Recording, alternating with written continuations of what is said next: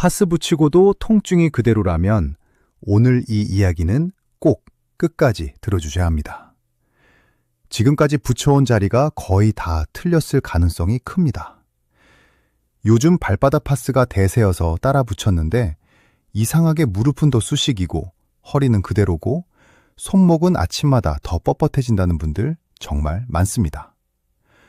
문제는 파스가 아닙니다. 붙인 위치가 문제입니다. 저는 하루에도 몇 번씩 이런 말을 합니다. 거기 말고 여기 붙이셔야 합니다.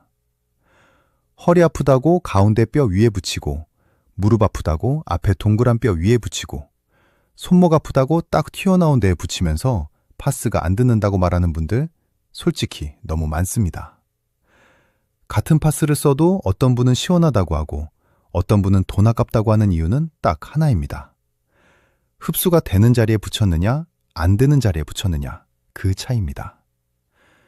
처음 오신 분들도 계실 것 같아 인사드립니다. 저는 시니어 건강을 전문으로 하고 있고 백세 건강 라운지 채널에서 통증과 생활 속 건강 이야기를 전해드리고 있습니다. 아직 구독을 안 하셨다면 지금 살짝 구독과 좋아요 눌러주셔도 괜찮습니다. 이 영상이 지금처럼 아파서 파스를 붙이고 계신 분들께 조금이라도 더 잘 닿게 해주는 작은 연결이 됩니다. 자, 이제 본격적으로 말씀드리겠습니다. 발바닥 파스가 대세가 된 지금 허리, 무릎, 손목 통증은 절대 같은 방식으로 붙이면 안 됩니다. 파스는 아픈 자리가 아니라 들어가는 자리를 찾아야 합니다. 제가 왜 이렇게 단호하게 말씀드리는지 지금부터 하나씩 설명해 드리겠습니다. 파스 이야기를 하다 보면 꼭 이런 질문을 받습니다. 원장님, 파스는 다 거기서 거기 아닌가요? 시원하면 된 거 아니냐고요. 저도 예전엔 그렇게 생각했습니다. 그런데 진료를 하면서 또 제 몸으로 직접 겪으면서 생각이 완전히 바뀌었습니다. 파스는 생각보다 굉장히 솔직한 물건입니다. 붙여놓으면 열심히 일하는 척은 하는데 흡수가 안 되면 아무 일도 안 합니다. 파스 안에 뭐가 들어있는지 잠깐만 말씀드리겠습니다. 대부분의 파스에는 살리실산 메틸 같은 진통 소염 성분이 들어있고 멘톨이나 캡사이신처럼 시원하거나 화끈한 자극을 주는 성분도 들어있습니다. 이 성분들이 피부를 통해 몸 안으로 들어가야 의미가 생깁니다. 그런데 우리가 가장 많이 붙이는 자리가 어디냐 하면 공교롭게도 뼈 위입니다. 허리 가운데, 무릎 앞, 손목 튀어나온 부분 다 단단한 뼈입니다. 뼈 위에 붙이면 왜 안 될까요? 이유는 단순합니다. 혈관이 적고 근육이 거의 없기 때문입니다. 약이 들어갈 통로 자체가 부족합니다. 파스는 피부 표면에서 끝나는 게 아니라 그 아래 근육과 혈관을 타고 작용해야 하는데 뼈 위는 길이 막혀 있는 셈입니다. 그래서 시원한 느낌은 나는데 통증은 그대로 남아있는 겁니다. 붙일 때는 좋은데 떼면 똑같아요 라는 말 이때 나옵니다. 제가 진료실에서 파스를 떼어달라고 부탁하면 열의 9은 가운데에 딱 붙어 있습니다. 제가 여기 말고 옆에 붙이셔야 해요 라고 말씀드리면 대부분 이런 표정을 짓습니다. 아픈 데가 여기인데요? 그 마음 이해합니다. 아픈 데를 피해 붙이라는 말처럼 들리니까요. 그런데 통증은 그 자리에 느껴질 뿐 문제의 통로는 다른 데에 있는 경우가 훨씬 많습니다. 이걸 이해하셔야 지금부터 드릴 이야기가 헷갈리지 않습니다. 파스는 통증의 위치를 따라가는 게 아니라 흡수가 가능한 길을 따라가야 한다는 것. 이 기본 원칙을 모르고 있으면 아무리 비싼 파스를 써도 소용없다고 느끼게 됩니다. 이제부터는 부위별로 왜 우리가 늘 잘못 붙이고 있는지 하나씩 짚어보겠습니다. 허리 이야기부터 해보겠습니다.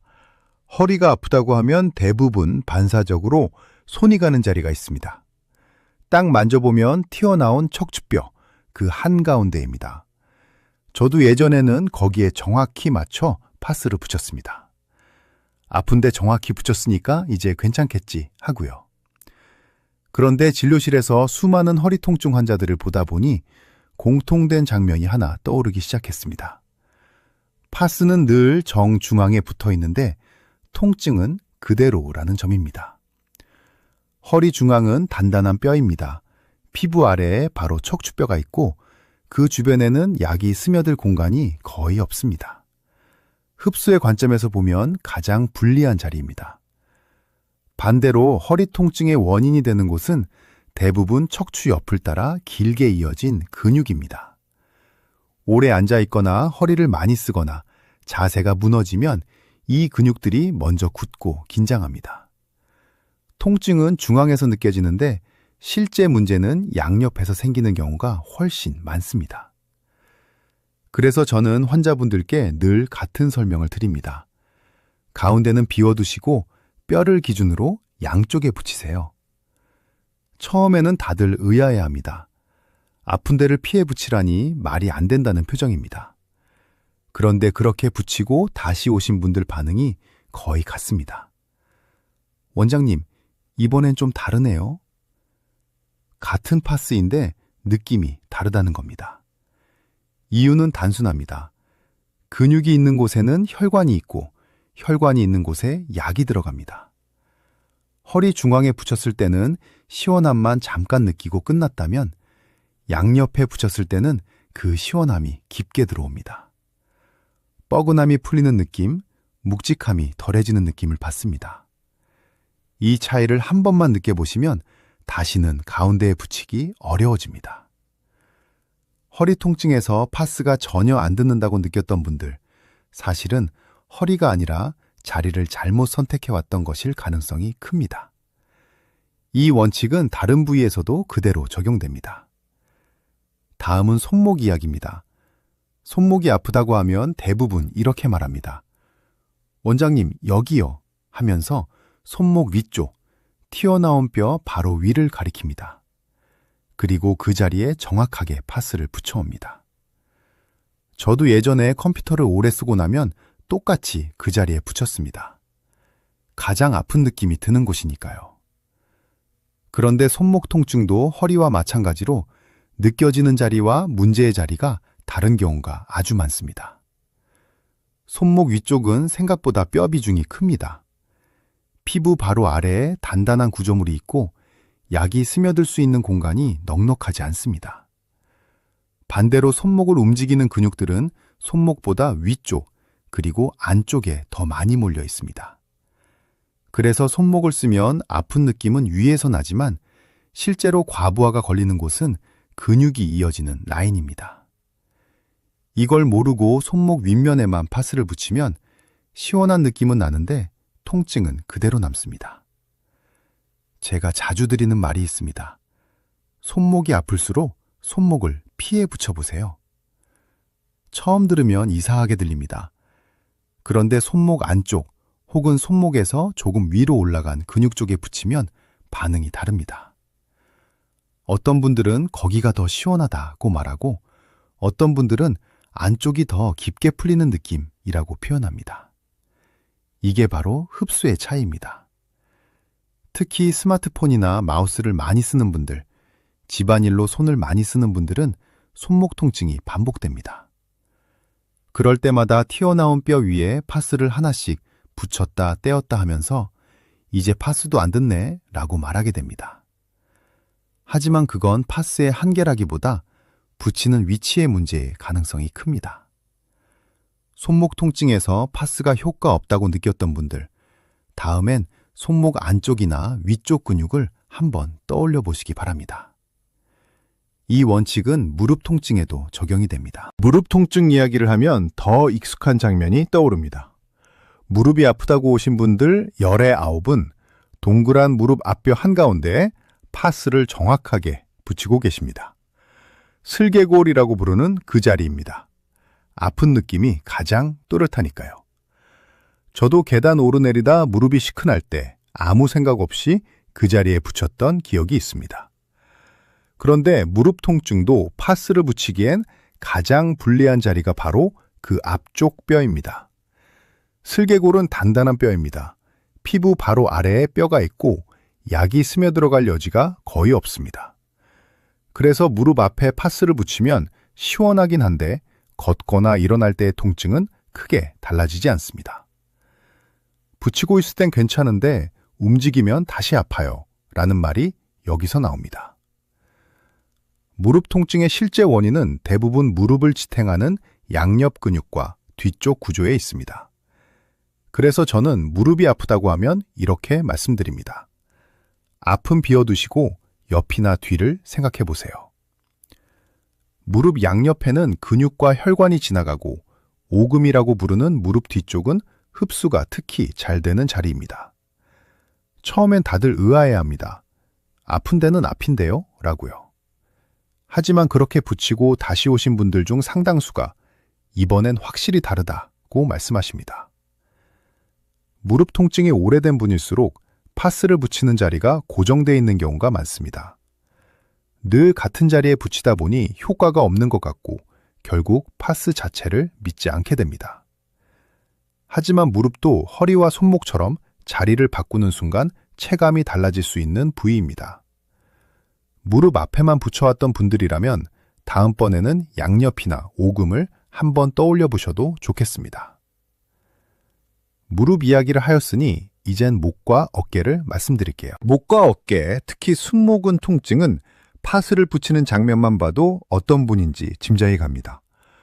목이 뻐근하다고 하시면서 목 뒤 한가운데 정확하게 파스를 붙여오시는 분들입니다. 허리나 무릎과 똑같습니다. 가장 아픈 느낌이 나는 그 중앙에 붙이는 겁니다. 저도 컴퓨터 앞에 오래 앉아있던 날이면 무의식적으로 그 자리에 손이 갔습니다.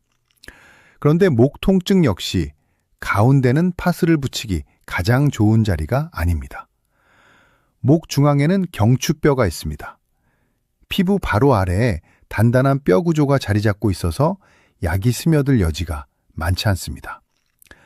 반대로 우리가 흔히 말하는 담걸림, 승모근 뭉침의 원인은 대부분 목뼈 양옆으로 길게 이어진 근육입니다. 고개를 숙이거나 긴장한 자세로 오래 있으면 이 근육들이 먼저 굳습니다. 통증은 가운데서 느껴지지만 실제 문제는 양옆에서 시작됩니다. 그래서 저는 목이 아프다고 하면 늘 이렇게 설명합니다.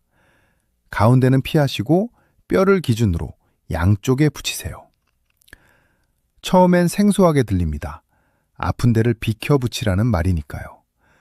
하지만 그렇게 붙였을 때 시원함이 퍼지는 방향이 달라집니다. 중앙에 붙였을 때는 딱 그 자리만 시원했다면 양옆에 붙였을 때는 목 전체가 풀리는 느낌을 받는 분들이 많습니다. 특히 어깨가 자주 무겁고 머리까지 당기는 느낌이 있는 분들은 더 그렇습니다. 목 중앙에 파스를 붙여놓고 이제 파스도 안 듣는다고 말하는 분들, 사실은 파스가 아니라 붙이는 위치가 문제였을 가능성이 큽니다. 허리, 손목, 무릎, 목까지 이야기하다 보니 한 가지 공통점이 보이실 겁니다. 파스는 통증이 느껴지는 곳이 아니라 흡수가 잘 되는 근육을 따라가야 한다는 점입니다. 이제 많은 분들이 궁금해하시는 질문으로 넘어가 보겠습니다. 이쯤에서 꼭 나오는 질문이 있습니다. 원장님, 그럼 파스는 도대체 얼마나 붙이고 있어야 합니까? 어떤 분들은 하루 종일, 어떤 분들은 이틀, 사흘씩 붙이고 계십니다. 떼면 아플까봐 무서워서요. 저도 예전엔 그랬습니다. 붙이고 있으면 좀 나은 것 같으니까 그냥 계속 붙이고 싶어집니다. 그런데 파스는 오래 붙인다고 더 좋아지는 물건이 아닙니다. 오히려 붙이는 시간이 길어질수록 문제가 생길 수 있습니다. 대부분의 파스는 하루, 길어도 24시간 이내면 충분합니다. 그 이상 붙이고 있으면 피부가 먼저 반응합니다. 가렵거나 붉어지거나 떼고 나서도 자국이 오래 남는 분들 계시죠? 이건 효과가 세서가 아니라 피부가 버티지 못하고 있다는 신호입니다. 특히 나이가 들수록 피부는 얇아지고 예민해지기 때문에 젊을 때 괜찮았던 사용법이 그대로 통하지 않습니다. 진료실에서 파스를 떼어보면 피부가 벌겋게 달아오른 분들이 있습니다. 그래도 안 붙이면 아파서요 라고 말씀하시죠. 그럴 때 저는 이렇게 설명드립니다. 파스는 통증을 잠시 가려주는 친구이지 계속 매달려야 할 해결책은 아니라고요. 하루 붙였다면 하루 쉬어주고 피부 상태를 보는 게 필요합니다. 그리고 한 가지 더 중요한 점이 있습니다. 파스를 오래 붙이고 있을수록 몸이 보내는 신호를 놓치기 쉽습니다. 원래라면 병원에 와서 확인해야 할 통증을 파스로 덮어두고 넘기는 경우가 많습니다. 그래서 저는 늘 말씀드립니다. 파스를 얼마나 붙이느냐보다 언제 떼야 하느냐가 더 중요하다고요. 다음으로 많이 헷갈려 하시는 것이 냉파스와 온파스입니다. 약국에 가면 종류도 많고 이름도 다 비슷해서 그냥 아무거나 집어오는 분들 많으십니다. 시원하면 좋은 거 아닌가요? 라고 묻는 분들도 계시고요. 그런데 냉파스와 온파스는 쓰는 시점이 다릅니다. 이걸 거꾸로 쓰면 오히려 더 불편해질 수 있습니다. 통증이 막 시작됐을 때를 떠올려 보세요. 삐끗했거나 갑자기 무리를 해서 욱신거리기 시작한 상태입니다. 이럴 때 온파스를 붙이면 답답하고 더 아픈 느낌이 드는 경우가 많습니다. 이 시기에는 냉파스가 맞습니다. 멘톨 성분이 들어있는 파스가 차갑게 느껴지면서 과민해진 통증 신호를 잠시 눌러줍니다. 붙이자마자 살 것 같다는 말이 나오는 때입니다. 반대로 통증이 며칠 지나도 남아있는 경우를 생각해 보세요. 급한 불은 껐는데 뻐근함이 계속되는 상태입니다. 이럴 때 냉파스를 계속 붙이면 시원하긴 한데 개운함이 남지 않습니다. 이때는 온파스가 더 도움이 되는 경우가 많습니다. 캡사이신 같은 성분이 들어있어서 따뜻하게 느껴지고 굳어있는 근육을 풀어주는 데 도움을 줍니다. 여기서 중요한 건 냉파스든 온파스든 치료제가 아니라는 점입니다. 둘 다 통증보다 다른 감각에 뇌의 주의를 빼앗는 역할을 합니다. 주사 맞을 때 다른 데를 꼬집으면 덜 아픈 것과 같은 원리입니다. 그래서 어떤 파스를 쓰느냐보다 언제 쓰느냐가 더 중요합니다. 이 차이를 알고 쓰느냐, 모르고 쓰느냐에 따라 파스에 대한 인상이 완전히 달라집니다. 이제 마지막으로 꼭 짚고 넘어가야 할 이야기가 남아 있습니다. 파스 이야기를 하다 보면 꼭 이런 경험담이 나옵니다. 원장님, 저는 파스 붙이고 나왔어요. 특히 무릎이나 허리 통증으로 한 달, 두 달 파스를 붙였는데 어느 순간 괜찮아졌다는 분들입니다. 그 말을 들으면 저는 고개를 끄덕이면서도 한 가지는 꼭 짚고 넘어갑니다. 파스 때문에 나은 걸까? 시간이 지나서 나은 걸까? 하는 질문입니다. 대부분의 급성 근육통이나 가벼운 염좌는 시간이 지나면서 좋아집니다. 그 사이에 파스를 붙이고 있었기 때문에 자연스럽게 파스 덕분이라고 느끼게 되는 겁니다. 파스가 통증을 줄여주긴 합니다. 정확히 말하면 통증을 덜 느끼게 해줍니다. 멘톨의 시원함이나 온파스의 열감이 통증 신호보다 먼저 느껴지면서 뇌가 아픈 신호에 덜 집중하게 됩니다. 이걸 전문적인 용어로는 감각 경쟁 또는 통증 게이트 조절이라고 부릅니다. 이 원리를 알면 왜 파스를 붙이고 있으면 좀 괜찮은 것 같다는 느낌이 드는지 이해가 됩니다. 하지만 여기서 중요한 건 통증의 원인이 사라진 건 아니라는 점입니다. 파스를 떼고 나면 다시 아픈 이유가 바로 여기에 있습니다. 그래서 저는 파스를 이렇게 표현합니다. 통증을 없애주는 약이 아니라 통증과 함께 시간을 벌어주는 도구라고요. 문제는 이 도구에 너무 오래 의존할 때 생깁니다. 계속 파스를 붙여야만 버틸 수 있는 통증이라면 그건 이미 몸이 이제는 확인이 필요하다고 보내는 신호입니다. 특히 통증의 범위가 넓어지거나 밤에 더 아프거나 점점 강도가 세지는 경우라면 더 그렇습니다. 이럴 때까지 파스만 붙이고 있다면 정작 필요한 시기를 놓치게 됩니다.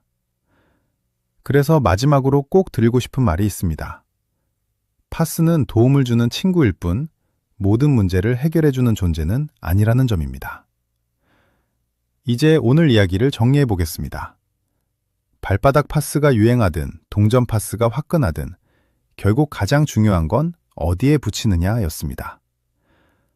허리는 중앙뼈가 아니라 양옆 근육, 손목은 튀어나온 위가 아니라 안쪽과 위쪽 근육, 무릎은 앞뼈가 아니라 양옆이나 오금, 목과 어깨는 가운데가 아니라 뼈를 기준으로 한 양쪽. 이 원칙 하나만 기억하셔도 파스를 대하는 느낌이 달라질 겁니다. 그리고 하루를 넘기지 말 것. 통증의 시점에 따라 냉파스와 온파스를 구분할 것. 무엇보다 파스는 치료제가 아니라 통증을 잠시 덜 느끼게 해주는 도구라는 사실도 함께 기억하셔야 합니다. 제가 진료실에서 가장 안타까운 순간은 파스 붙이면서 버텼어요 라는 말을 들을 때입니다. 파스로 시간을 벌 수는 있지만 그 시간이 너무 길어지면 오히려 몸의 신호를 놓치게 됩니다. 통증이 계속되거나 점점 심해지거나 일상생활을 방해한다면 그때는 파스를 내려놓고 정확한 진단을 받으셔야 합니다. 그게 몸을 오래 쓰는 가장 현명한 방법입니다. 오늘 이야기가 도움이 되셨다면 주변에 파스를 붙이고도 계속 아파하는 분들께 이 영상을 한번 권해주세요. 그리고 이곳 백세건강 라운지에서는 앞으로도 약에만 의존하지 않고 몸의 신호를 이해하는 방법을 계속해서 이야기하려 합니다. 구독과 좋아요는 그 이야기를 이어가게 하는 큰 힘이 됩니다. 저는 다음 영상에서 또 진료실에서 미처 다 못한 이야기로 찾아뵙겠습니다. 통증 없는 하루에 조금이라도 가까워지시길 바랍니다.